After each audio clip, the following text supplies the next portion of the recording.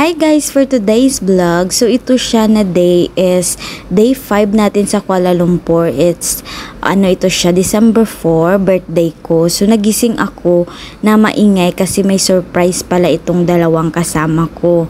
Happy birthday to you.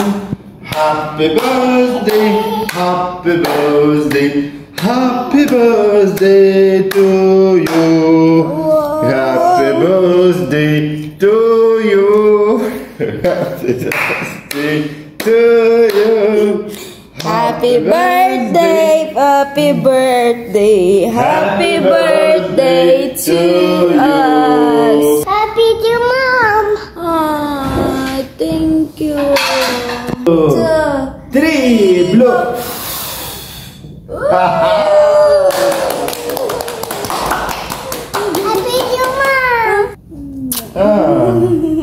So, ayan guys, breakfast lang tayo. So, masarap ang cake nila dito guys. Makamis, super sarap ng cake ng Kuala Lumpur, promise.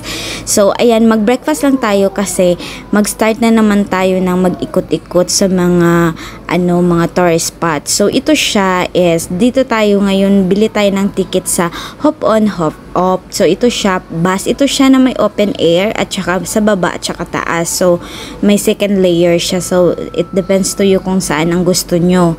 So, ang bayaran mo nito is may pilian ka, merong 48 hours, merong 24 hours. So, may gabi din sila and meron silang umaga. So, itong destination natin na first is sa Chinatown tayo. So, ito siya is parang lunch na ito. Ayan. Ito yung makita natin sa Chinatown. It's like, pag sinabi kasi natin Chinatown, lahat ng mga items ng China nandyan. Mga bags, dress, everything nandito siya.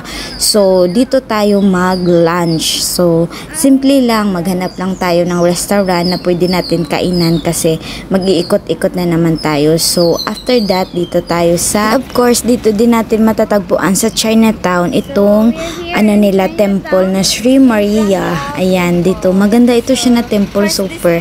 So, dito lang din siya. Chinatown.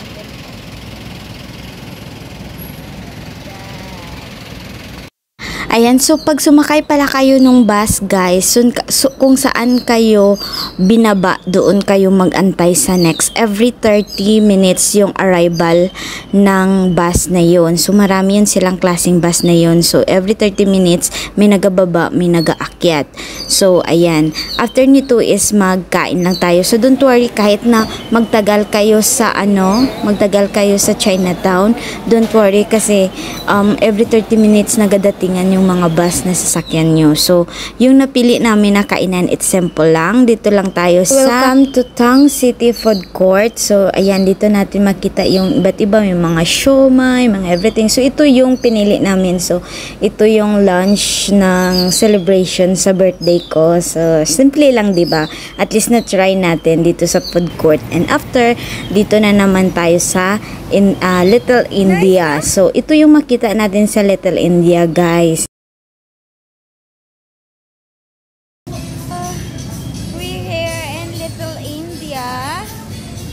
Bali, it's up to you kasi marami ito siya guys. May mga museo, may mga na madadaanan mo bago ka makapunta dito. So, it depends to you kung magbaba ka or hindi. So, bali, ang pinili namin is ang Chinatown at saka Little India. Kasi sa Little India is maghanap kami dito ng ng bedsheet para sa hotel. So, 'di ba kasi yung yung mga white na bedsheet, maganda kasi siya from India. So, nag-try kami baka may mabilhan kami dito. So far wala pa kami may nakita, guys. So, ito yung mga sweet sa gilid niya.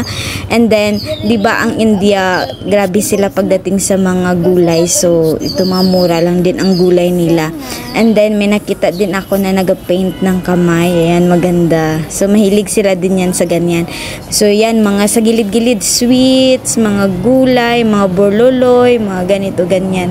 So, siya, more on nakatira din dito sa paligid. It's Indian people, kaya siya tinawag na Little India. And then dito naman is maganda masyado guys, ito yun ginawa nila na fresh flower para ito siya idalhin nila sa temples. Ayan, so kung magpunta sila ng temples, ginadala nila ito siya, so ginatahi-tahi nila yan siya na fresh flower. Maganda masyado. So ayan guys, wala tayong nakitang bedsheet, so balik tayo sa station para punta tayo sa King Palace.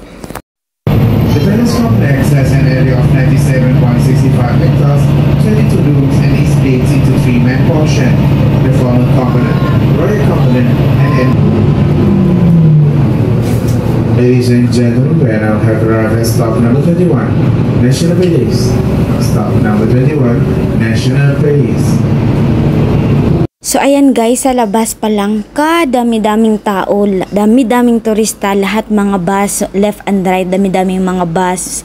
And then, so ang ginawa ko is nagpicture lang ako sa labas at saka yung buong area ng King Palace, kasi yung next kasi talaga namin na destination is yung Birds Park. So bali madaanan ito siya sa mga station na tourist spot. So bali hindi na ako nagpasok.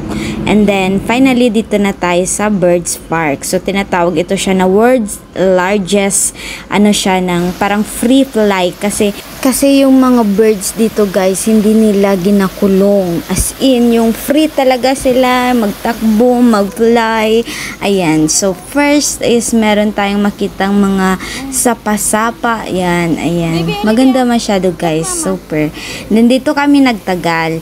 And then, dito mo makita yung mga kakaibang mga ibon. Maganda makipag-usap tayo sa parrot. Ayan. So, bali, ito siya. Kay Olivia, ito siya na time na tourist spot. So, sa mga birds. So, kung may mga anak kayo na mga kids or mga teenagers na gusto ng mga ganitong spot, so dalhin nyo sila, kasi hindi naman lahat ng tourist spot is for adults lang ang adults lang ang ma-enjoy. Syempre kung may dala kayong bata, dalhin nyo din sa mga park na ganito para ma-enjoy din sila, para hindi unfair.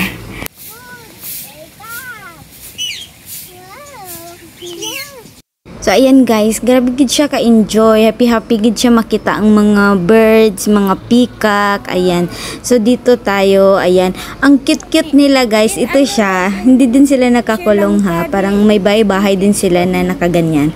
So para silang figurine na gumagalaw, as in cute kasi meron dyan, ayan, yan sa loob ng box na yan, ayan. Lang siya guys, nakaupo lang siya, tapos ang cute nila, super cute. First time din ako nakakita ng ganito. So ang Kuala Lumpur Birds Park, it's the best. Grabe, dako gid siya, mga 1 hectare siguro ang lakad namin. Lahat makita mo kakaiba, lahat ng mga magagandang ng ibon nandito siya, super. So ma-feel mo talaga siya na it's gid siya, mga friendly ang mga ibon, kasi matouch mo sila, mahawakan mo sila, hindi sila takot sa tao. So ito talaga siyang maganda. And then dito nakakaloka guys, kasi kinausap ko ng Ilonggo ang peacock. I don't know kung nakaintindi siya, basta gistorya ko lang siya guys. Go. Pakuan kayo ka ba? Pakipot kayo ka. Sige na picturean ka. Ali, tubang diri. Tubang ba? Knock. Wait, knock. I will wait you. Ayoy. Okay, don't move.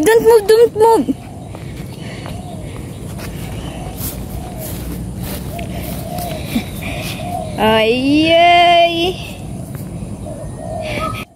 So ayan guys, bali nakaintindi din siguro ng Ilonggo ang peacock, no? Then kasi nagharap man din siya. And then sa taas niya guys, meron siyang mga unggoy na maliliit. So nakanet yan siya para hindi sila makapasok sa baba. And then dito naman it's mga ito, photo station na pwede ka magpa-picture dito sa mga ibon ito, na pwede mo silang hawakan, ilagay sa kamay mo, tapos may picture taking, and then magbayad ka lang siya. So, ayan guys, si Mama busy ka-video, si Olivia busy ka-kausap sa mga ibon. So, mamaya guys, doon sa may tulay, may nakita siyang peacock na nakapatong sa sa may dito sa hawakan. So, binapigilan niya kasi no, okay, you're falling. Hamba niya sa may peacock.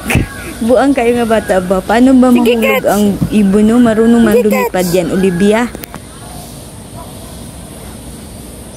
Hoy. Hoy.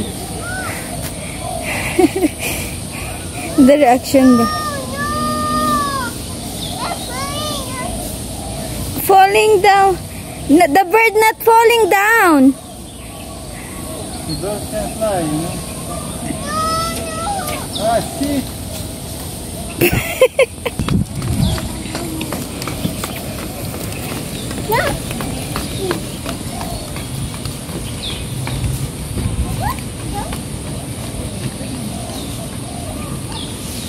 Oy, come here na. Oy, hey. Uy, where are you going? Come here. So, ayan guys, grabe kalingaw si Olivia guys. As in, layo na talaga ng lilakad niya kasi gusto niya yung makuha yung dalawang bird. Hi! Ayan, gisunod niya. At tanga nakapoy na siya. Ayan, gakwat na lang siya ni daddy niya. So, dito naman ang part guys ay ang mga flamingos. Ayan, dito. Maganda din dito siya guys kasi napakalaki ng area. Tapos, meron din silang falls. Ayan. Parang as in, maganda masyado. Dami-dami nila guys. Hanggang dun sa likod. Dami-dami nila. Maganda tingnan. Super.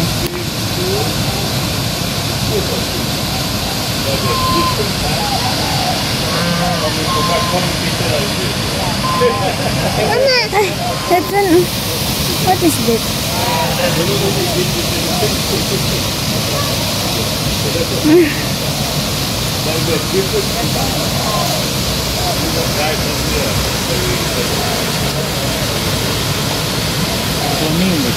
Flamingo. Huh? Flamingo. Flamingos? Huh? Flamingo? This one. Red one. This one, pelican.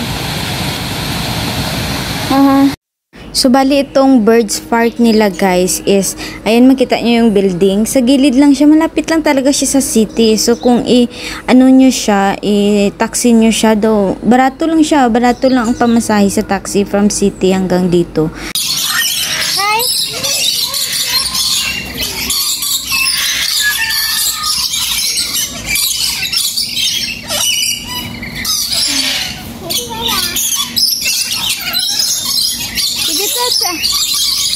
They're not afraid to you. Ha? No, it's friend. Tingala ko guys, nag-hug si Olivia kay dito sick. Galit siya sang parrots. Dito lang muna for today's video. Thank you for watching. Bye-bye. Ayan, nakipag-usap tayo sa parrot. Hello? Hello? Ha? Talking to me. Hello? Hello? Hello? Ha? Response to me.